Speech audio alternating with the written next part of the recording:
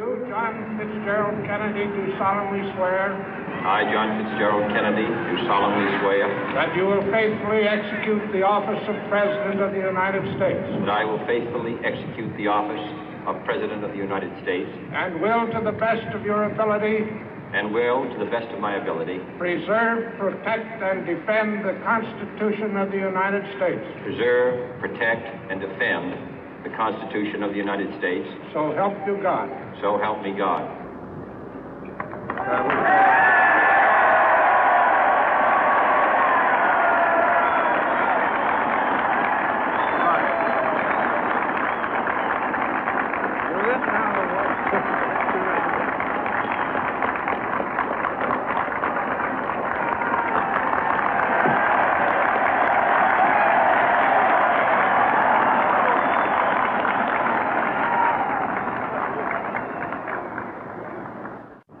Vice President Johnson, Mr. Speaker, Mr. Chief Justice, President Eisenhower, Vice President Nixon, President Truman, Reverend clergy, fellow citizens.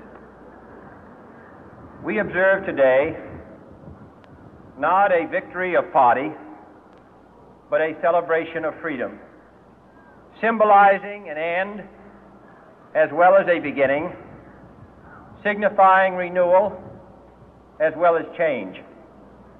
For I have sworn before you and Almighty God the same solemn oath our forebears prescribed nearly a century and 3/4 ago.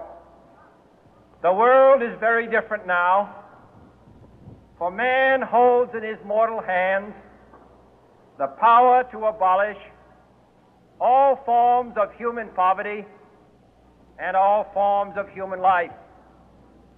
And yet the same revolutionary beliefs for which our forebears fought are still at issue around the globe. The belief that the rights of man come not from the generosity of the state, but from the hand of God. We dare not forget today that we are the heirs of that first revolution. Let the word go forth from this time and place to friend and foe alike that the torch has been passed to a new generation of Americans born in this century, tempered by war, disciplined by a hard and bitter peace, proud of our ancient heritage, and unwilling to witness or permit the slow undoing of those human rights to which this nation has always been committed and to which we are committed today at home and around the world.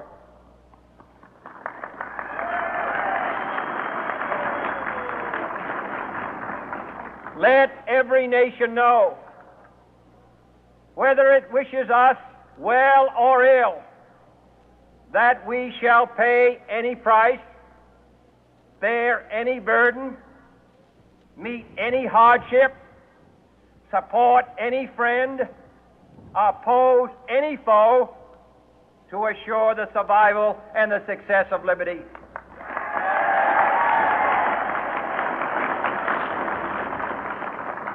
This much we pledge and more. To those old allies whose cultural and spiritual origins we share, we pledge the loyalty of faithful friends. United, there is little we cannot do in a host of cooperative ventures. Divided, there is little we can do, for we dare not meet a powerful challenge at odds and split asunder. To those new states whom we welcome to the ranks of the free, we pledge our word that one form of colonial control shall not have passed away merely to be replaced by a far more iron tyranny. We shall not always expect to find them supporting our view, but we shall always hope to find them strongly supporting their own freedom, and to remember that in the past, those who foolishly sought power by riding the back of the tiger ended up inside.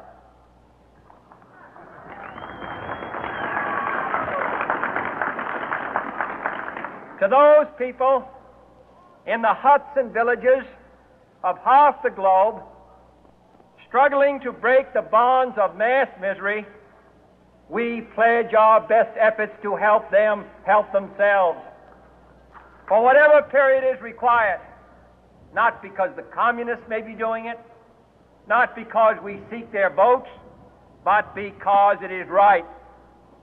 If a free society cannot help the many who are poor, it cannot save the few who are rich.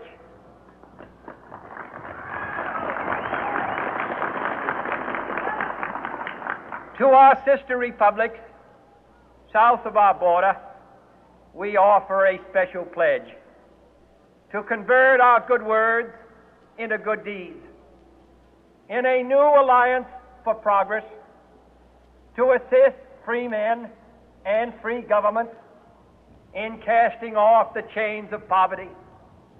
But this peaceful revolution of hope cannot become the prey of hostile powers.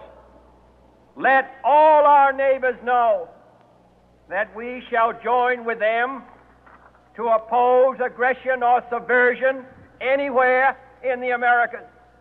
And let every other power know that this hemisphere intends to remain the master of its own house.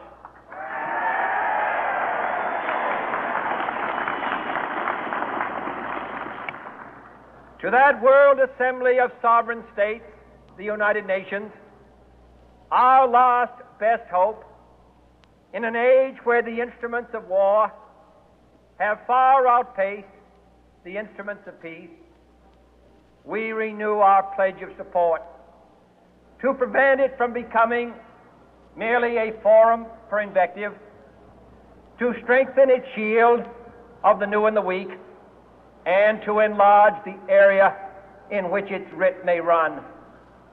Finally, to those nations who would make themselves our adversary, we offer not a pledge, but a request that both sides begin anew the quest for peace.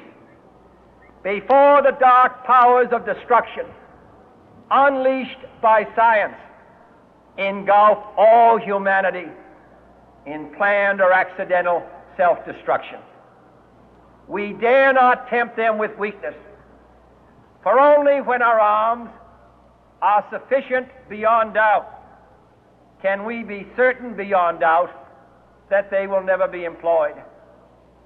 But neither can two great and powerful groups of nations take comfort from our present course, both sides overburdened by the cost of modern weapons, both rightly alarmed by the steady spread of the deadly atom, yet both racing to alter that uncertain balance of terror that stays the hand of mankind's final war.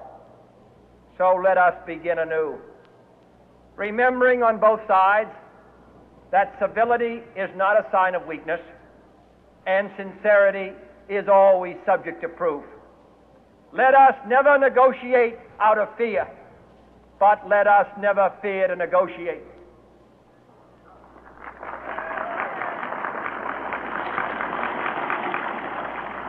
Let both sides explore what problems unite us, instead of belaboring those problems which divide us.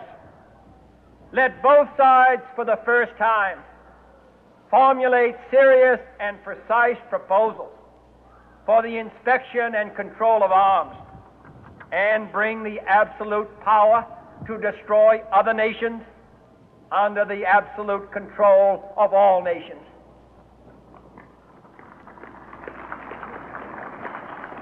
Let both sides seek to invoke the wonders of science instead of its terrors. Together, let us explore the stars, conquer the deserts, eradicate disease, tap the ocean depths, and encourage the arts and commerce. Let both sides unite to heed in all corners of the earth the command of Isaiah to undo the heavy burden and let the oppressed go free. And if a beachhead of cooperation may push back the jungle of suspicion, let both sides join in creating a new endeavor, not a new balance of power, but a new world of law, where the strong are just and the weak secure and the peace preserved. All this will not be finished in the first 100 days, nor will it be finished in the first 1,000 days, nor in the life of this administration, nor even perhaps in our lifetime on this planet. But let us begin.